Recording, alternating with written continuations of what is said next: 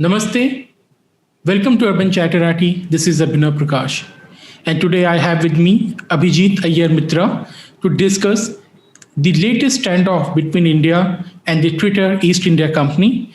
And is it the beginning of a new phenomena in the international political system, what can be called as Techno-Feudalism? So Abhijit, welcome to the show.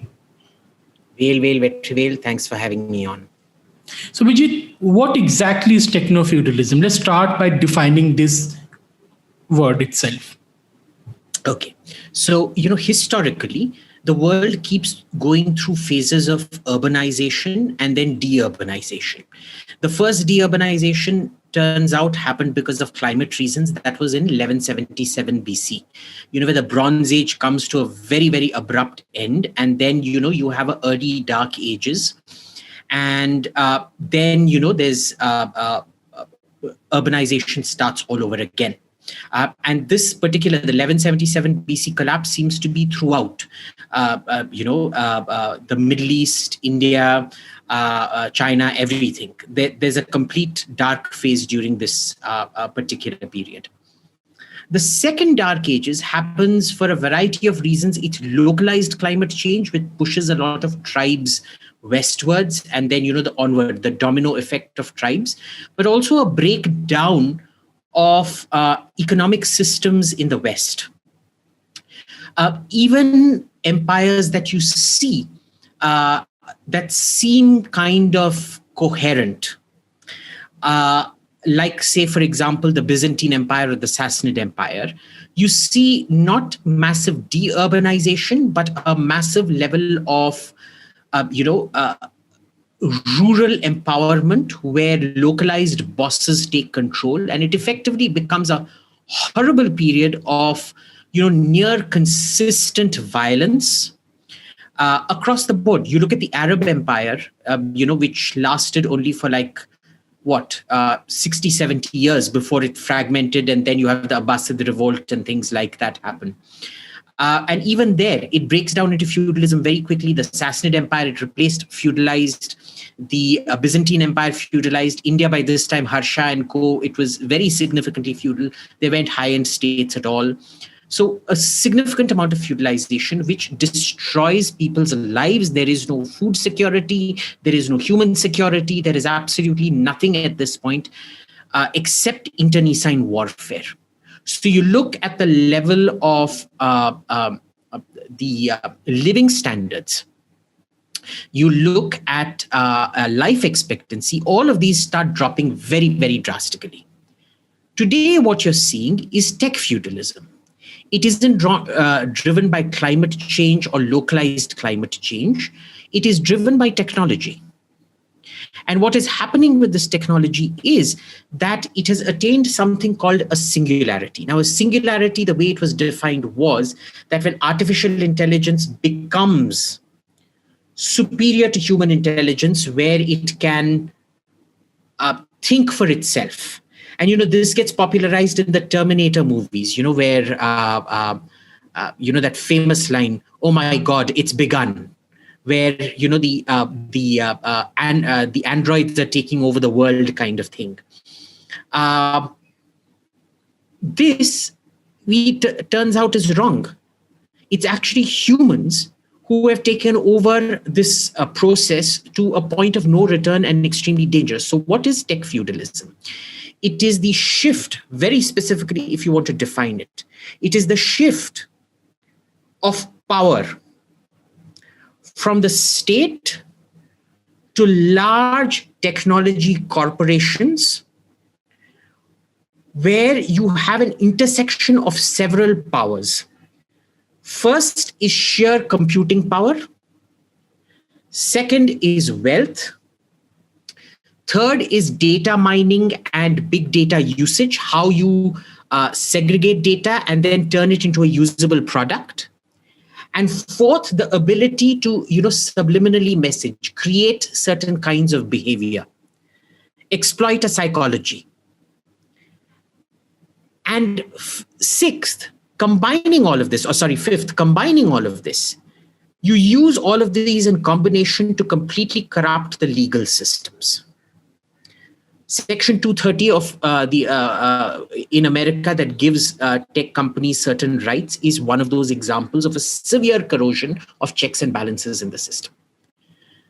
So what happens is, the basis of this, because in the olden days, the feudal lord had to rebel against the king, or he could just disobey the king. He had his own little fiefdom where he controlled everything. The problem was that those fiefdoms were very limited. None of them were contiguous, because the one power the king had was to see to it that no landholding would be contiguous. So it was big patchworks of land, which could still produce extremely powerful lords who only controlled agriculture. You didn't have economies of scale developing. So it was still limited by being an agrarian economy. Here, what you're seeing is that this kind of unprecedented wealth, it's intermeshing with all kinds of technology and things like that. Big corporations are buying all the technologies required and they're pushing it in a certain direction, even without the necessary technology. That tech keeps its own pace and they're piggybacking on it. So all the tendencies that you had to keep de-urbanized feudal warlords in check have all gone out of the window. And that is what makes it so extraordinarily dangerous. Like, in our historical memory, we think of the East India Company. Yes. What did the East India Company had? It had wealth. It had trade monopolies. It had a large chunk of land. It was the richest company on earth at one point of time. Yeah. And because of that, it bribed everyone in government and kept them under control. It required the Indian Revolution of 1857 to kind of knock them off the pedestal. But even there were checks and balances on that company. Today, there is none. Zero.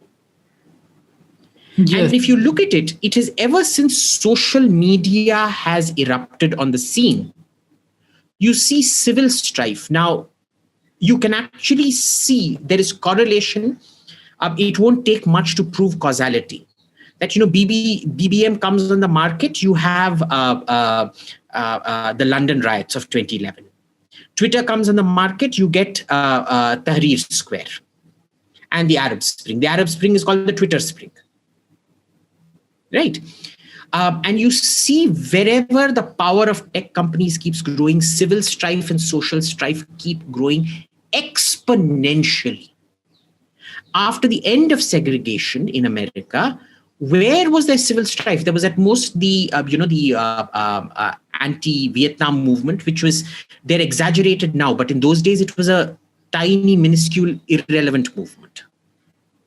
It had zero political relevance, realistically speaking. But through the 80s, 90s, early 2000s, you never saw this kind of social strife that has come about as a result of media.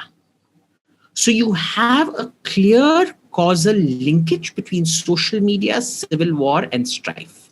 Do you think it is deliberate that social media groups, are promoting this kind of political extremism, civil strife? You see, Twitter and all, they're acting more woke than the wokes themselves. Are they doing it deliberately to challenge the state power in the streets, to undermine the state authority? They absolutely are. Look, part of it is unintentional. Part of it is absolutely intentional. The corruption of government is entirely intentional. The algorithms-based, the study of data and algorithms and things like that is based entirely on profit. So who is your market going to be? Is it that 1 to 7% of the population that is highly educated and secure and capable of white-collar jobs? Or is it going to be that remaining 60, 70% of the market that always feels left out of things? So they are mainstreaming that narrative of gripe, of anger, right? The problem is, it's fine that you mainstream gripe. They are also mainstreaming the violence that goes with that gripe. You look at what happened with the Antifa and BLM riots. All these people were supported 100% by Twitter and Facebook. Even in the case of farmers' protests, they have blood on their hands. In any serious democracy, Jack Dorsey should be on trial for manslaughter. his entire board, his entire senior management should be on trial for manslaughter. Okay. Yeah. They have corrupted systems so much that governments are willing to overlook their role in pushing all this. Now, if you're looking, one of the classic things about a breakdown of a central state and law and order both during the first and second dark ages was absolute impunity of feudal lords. And that is what you're seeing today, the absolute impunity of feudal lords, of tech feudalists. Yes. So coming to India, where we never had a very strong state to begin with, like unlike in Russia or in US or other countries, Indian state has always been a very weak state. It has been essentially a ghost state with no real capacity to govern people on the ground. So what do you think is going to be the future of India when interacting with these companies, from Angrez Bahadur to Twitter Bahadur? This is going to be our future? Look, Twitter, Facebook, all of these companies, they have already significantly compromised the Indian government in terms of what inputs the government gets. There isn't a single panel on Twitter, in social media censorship, on what do you call it? On regulation, on net neutrality, on data localization, that isn't sponsored by Twitter, Facebook, or Amazon.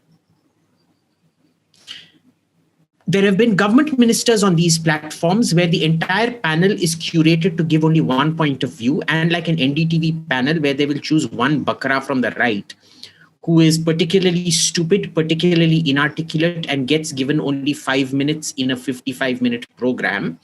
These panels will have the token opposition to it, who will be an inarticulate country bumpkin who can't express himself clearly, doesn't even know the topic to begin with. So even the inputs out here and all the people who work on this are funded by these tech companies. They'll come to you and say, let's start a collaboration. And it isn't direct bribery, but the point is, if you are doing a project on colonial India, the very fact that the British High Commission is funding it will force you to be much more circumspect with your comments.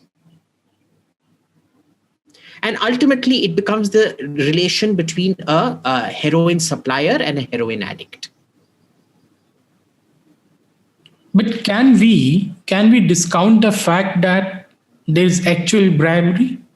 When people were batting even for Huawei, they were batting for Chinese company. What's the surprise that Facebook, Twitter, and all these companies have also bribed or compromised, let's say not direct bribery, but at least compromised a large section of Indian bureaucracy and the ministries themselves? Look, can we say that it's not happening? We can absolutely say that. See, the thing is, Huawei and people like that tend to do this in a very crude, unsophisticated manner. Plus, China being an adversary, we think that it is, that adversarial nature comes in, your antenna goes up immediately. With American companies, America is our friend. The problem is the American state is our friend. American corporations are nobody's friend. Right? Jack Dorsey, for example, will sell his own mother into prostitution if it meant a profit to be had out there. So what happens here is you have to understand that corporations, period, not even acting out of malice, but purely acting out of the profit motive, will fundamentally need regulation. Why was the Arthashastra very clear that you need unfettered capitalism? But what the state should provide is law and order and the regulatory and judicial mechanisms of that capitalism. That is the reason the Maurya Empire was a high-end state and every other Indian state was a low-end state. Right? So basically, you're saying Arthashastra allowed for a greater scope for the market, let's say less control by the government. This is what you're saying. See, there's a very fine point out here. The problem with the Indian government is it overdoes control in everything else. But because it is so compromised to these tech giants, they completely undercompensate in terms of these tech giants. Right? For example, you're willing to send ZTV journalists and things like that to jail for extortion, but you're not willing to send essentially a tech corporation for blackmailing you and trying to incite disaffection in your country, essentially extorting from you. You are not willing to see which of the bureaucrats has their... How is it that 98% of all bureaucratic kids are in America? I'm wondering. I mean, is it something about the crusted up bat guano, the bat shit that, you start smelling the moment you enter North Block or South Block, that somehow, mutates into something that the parents pass on that intelligence into their kids, who suddenly become SAT, GMAT geniuses and all go off to America on 100% scholarships? This is something you need to look at very, very carefully. And you are looking at people that have been working on speech algorithms. They are able to subtly manipulate. You remember that Ethiopian woman who got sacked by Google about 2-3 months back? No. There was an Ethiopian woman or Eritrean woman, I forget, who got sacked. She headed up the ways in which you can subtle use of languages and their translation to algorithms can produce certain results as and when required. It's the democratization of the Gulag. It is the democratization of the Chinese re-education camps. Right? Even today, when I go into Clubhouse, the first people that Clubhouse recommends to me are Akashi Kaul and Saket Gokhale, when I would never go into a room with them. Why? They know I'm not going into a room with them. Why does it keep recommending that shit to me? So it's clearly not even based on my listening patterns. YouTube isn't even based on my viewing patterns, because if they knew my viewing patterns, they'd know that I'm not going to watch a Dhruv Rathi show ever. So why does it keep recommending Dhruv Rathi shows to me? Contrarily, why, given Carrie Minati is so much more popular than Dhruv Rathi, why is Carrie Minati not recommended to me? Yes. I get recommendation of Dhruv Rathi has 40 million followers or something like that, but Carrie Minati has 21 million. So there, YouTube is able to distinguish that, I don't watch Carrie Minati, so never recommend Carrie Minati. But it knows I never watch Dhruv Rathi and it still keeps recommending Dhruv Rathi. Why? And mind you, it shows me when I put in a search in YouTube, even though I've repeatedly, in that click button where it says, don't recommend this channel, don't recommend this channel, I've put the don't recommend for the Dhruv Rathi channel. When I search something, why is Dhruv Rathi at the absolute top of the search? Even when I put don't recommend that channel. So understand what is happening. They are controlling you. They are controlling your viewing patterns. They are controlling your thinking patterns. As much as technology allows it today. It is not like the cyborgs of Star Trek, where they come and do some transplant or whatever, and it creates whatever, resistance is futile kind of line thing. No. But remember, this has progressed so far. And the problem is, this is especially where the Indian state, which has always been a backward, low-level state, full of dunce generalist bureaucrats, technology shines light on your incompetence. Nothing brings out the incompetence of a babu more than Twitter, Facebook, or your inability to control them. Nothing. Because they think running a district and slapping people around, kicking people around is the only qualification you need to run the entire country. I mean, automatic these SDM who assaulted citizens in Chhattisgarh or in Tripura, 20 years down the line, they will be promoted to the center and they will be making policies on some or the other and topic. mind you, right? the guy in Chhattisgarh hasn't even been suspended. He's been a joint secretary. Engaged in a criminal act. Yes. In a criminal assault. And he has not been suspended. He is not being prosecuted. That's a very, very important thing.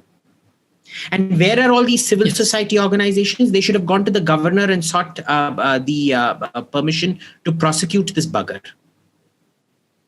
Well, civil society organizations are busy defending freedom of expression from the government of India, because apparently Twitter is going to hold the freedom of expression. Remember that picture of that fellow Shah Rukh Khan or whatever he was pointing the gun at police during the Delhi riots? Yes. There was a blue tick fellow who was saying, I salute Shah Rukh Khan for standing up against tyranny.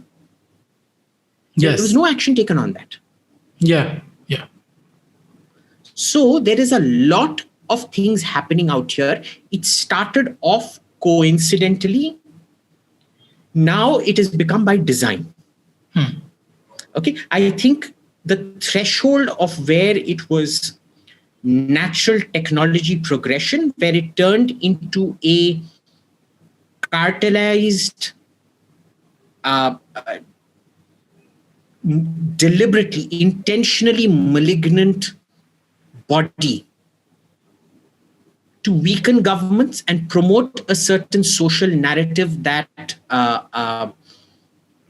makes their platforms more popular. Very, very good.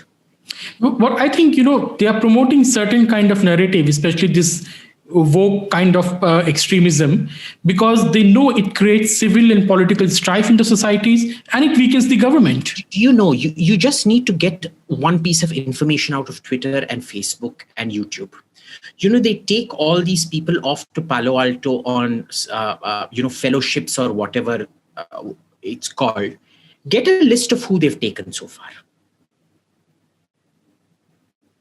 Get a list of who they've taken. They're all D-grade losers whose entire proposition in life is, you are not responsible for your mistakes, everybody else is. Imagine bringing up a child like that. Consider it this way. You get your child a puppy. The child, you live on the 7th floor of a multi-story building on the 17th or the 27th floor, takes the puppy, throws it off the balcony. And you go tell the child you are doing this not because you're a bad person. You're doing this because of the social conditioning that the Brahmin patriarchal education system has given you. I'm not kidding you. I'm being hyperbolistic, but this is actually the core of this wokeism and privilege and nonsense like that. So understand, it actually promotes all the social restraints on violence, on being a psycho. And, genetically we are predisposed. Human beings are extremely violent creatures.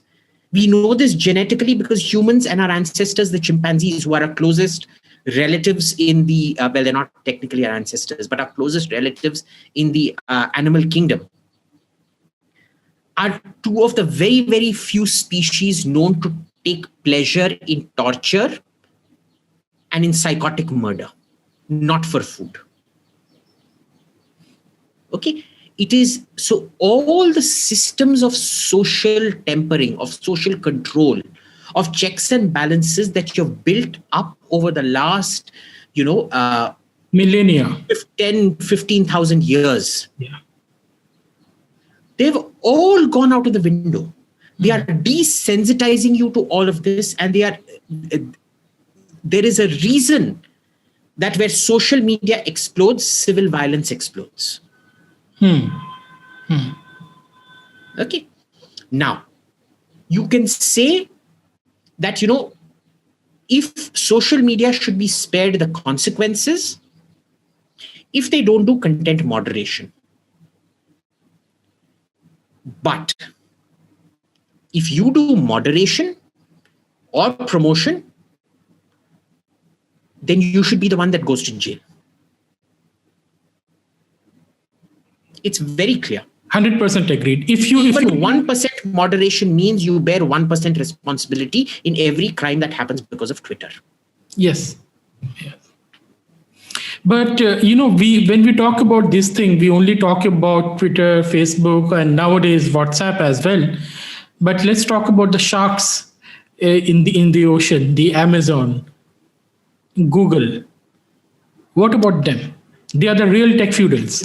So they are the barons at the top level. Amazon manipulates it in a different way. Google manipulates it. I'm just talking about the most visible threat, which are Facebook and Twitter. Google does it in ways in which it manipulates all the search engines and things like that. Amazon does it through denial of service on their stacks, because they, Amazon, we think of the home delivery company. It's so benign, मैं तो दादी माँ अपनी इमली उधर से order करती हैं, या I get my diapers for little baby on Amazon. It gives you such a benign, patina. It isn't. The real business of Amazon lies in its storage business, its online storage and servers and things like that. And it is one of the most malignant actors. And if you want to look at how all these people are acting in cahoots, then look at what they did to Parler. Google Android removed Parler, Apple removed Parler, Amazon removed Parler from their storage. Right? That is how they act. So understand what is happening out here. This is the real amusing part of it. Parler is responsible for violence because it refuses to moderate, but Twitter is not responsible for violence that its moderation encourages. Have you seen the complete legal fallacy, the almost oxymoronic nature of this? That is how this is working. It is, first of all, it is just setting itself up for an antitrust motion. And the very fact that they are so compromised, they've compromised the government, is the fact that no government is even willing to bring up the antitrust motion against them, even though they have clearly acted as a monopolistic cartel. Yeah. Right. And this is where you need to not just start having regulatory controls on tech companies. You need to start making them and their executives partially responsible for all crimes that are committed through, via, or on their platforms. Okay. This whole definition of intermediary needs to go. There is only one intermediary. That moderation is done specifically on product delivery to avoid fraud. And two, moderation is kept to fraud. Otherwise, any intermediary that does any form of moderation has to be held criminally responsible. The moment you do moderation, you cease to be an intermediary. So even this nonsense of a significant social media company, why should it be significant? Yeah. How many people in Boko Haram? How many people in ISIS? So tomorrow, if somebody sets up an encrypted ISIS chat, are you telling me it's fine? Of course not. So, this is also the problem with Indian legislation. We like words so much. Most of our legislators can't speak English if their lives depended on it, but they don't want to draft laws in Hindi. अंग्रेजी बोलने में घोंचू हैं, पर they insist on drafting laws in English. And then they don't even draft it in English. They draft it in some bastardized mix of Shakespeare meets Bhojpuri. That's very true. I mean, you just can't read Sarkari English in this country, including the judiciary, by the way. The problem is particularly bad in the judiciary. Exactly. Because see, people actually read judgments. They don't read technical documents that come out of the government. So, in all, I keep saying this. Verbosity is the sign of stupidity. And in government, verbosity is the sign of a crook. So the more complex the document, the more corrupt or compromised the Babu who wrote that document. Right? But it's that simple. Coming to the last point, Abhijit, this is a problem which is being faced by all the countries in the world, not just India. How are they dealing with it? How are they planning to deal with it? And what can be done about this thing? How can these states counter the tech feudalism? So America is so compromised that, America, I don't see any point of return anymore. It is heading towards some kind, not of a civil war, because the state itself has been taken over and compromised so completely. It is going to see some kind of extremely violent social insurrection by the right, which will be crushed by the left, and there'll be a full-on left takeover of government in America. Okay, it is going that way. Where you see the pushback coming is primarily from France, which is very, very clear about what its civilizational values are and what free speech is. And because France is not such a big market and they are not prone to this English disease of wokeism, Anglophone disease of wokeism, they have their own pieces of shit. Like they have Henri Bernard Levy and they had, Derrida and Foucault and all those pieces of shit. But they treat them for what they are. Pieces of shit. For example, Henri Bernard Levy, who was, considered this huge intellectual whatever, after Libya went south, the French intervention in Libya went south, nobody invites him onto any program anymore. He's lucky if he gets invited to a French TV program anymore because they've decided ye to ullu ka patta hai. Okay, why is it that Foucault is more popular everywhere else in spite of a French sounding name? So the French have that grounding in reality and it helps not being an English speaking country. Germany is another country that is beginning to realize this very, very quickly, which is why there is an Anglo-French alliance in the EU that is forcing these companies to show them that is the EU legislation right now, that these companies have to show them their algorithms. German and French alliance, not Anglo-French. Franco-German alliance. Franco-German. Forcing these people to show them their algorithms and things like that. In Poland, you've seen what happens. Anybody who gets deplatformed, there are very steep fines for deplatforming someone. Hungary is apparently going the same way. India is the only one that is still dragging its feet. Russia and China? As of the 26th, Russia, we shouldn't compare ourselves with Russia and China because they have gone totalitarian to a very significant extent. To be fair to Putin, he saw what was coming. Putin's thing is he's not very good on the economy, but he's very, very good on security. He sees security threats from a mile away. The problem is he's overcompensated too much in terms of state control. We can't go down that direction. Okay. But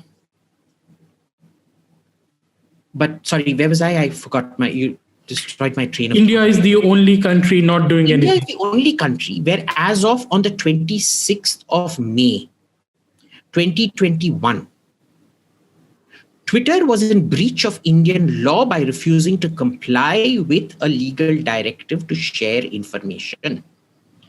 Today is the 29th of May. Okay, 26, 27, 28, 29. Other than writing a letter, the government has done squat all. You're not even willing to enforce your own laws in your own country. What a joke.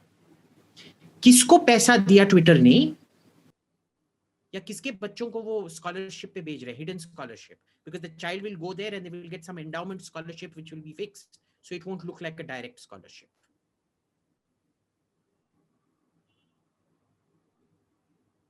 Three days have passed and the government has done nothing.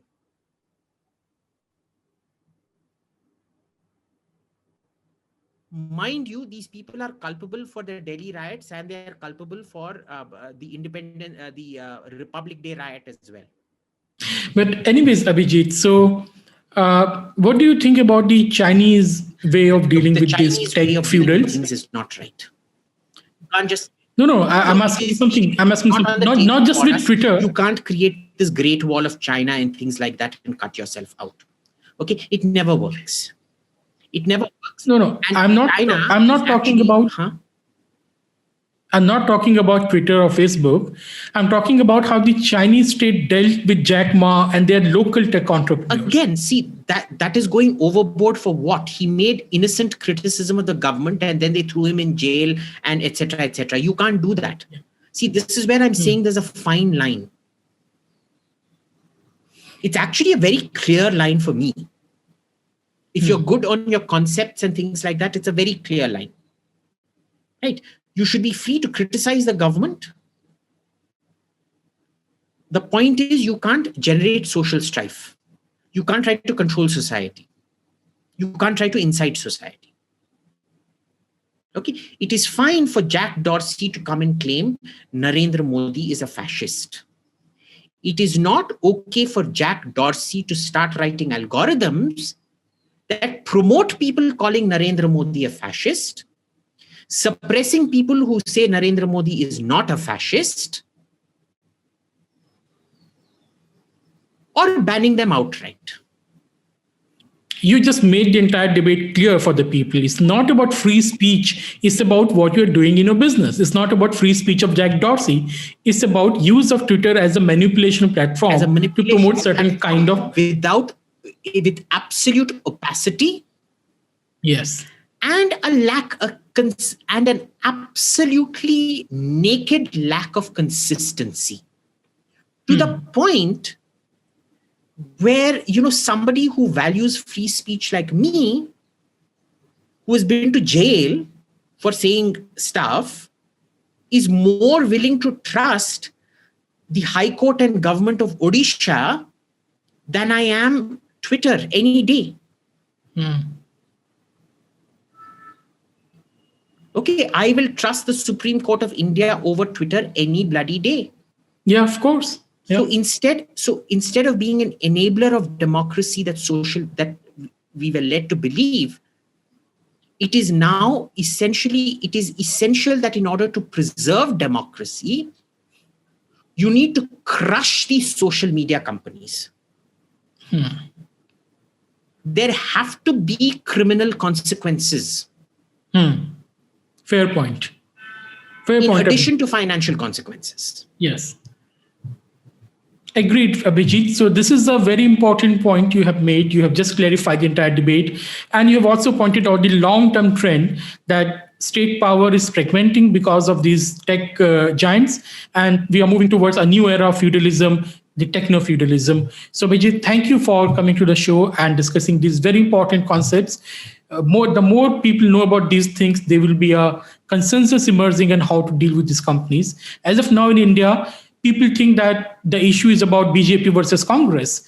But as many people have pointed out, this is not about BJP or Congress or your local present day political battles. It's about the future. It's about the tomorrow. It's about the future of you as a society, as a country, as a civilization. So Vijit, thanks a lot. Well. Thanks for having me as usual. And thank you, audience, for listening to us. Please don't forget to subscribe to the channel and also join as a member if you'd like to support the channel. Thank you.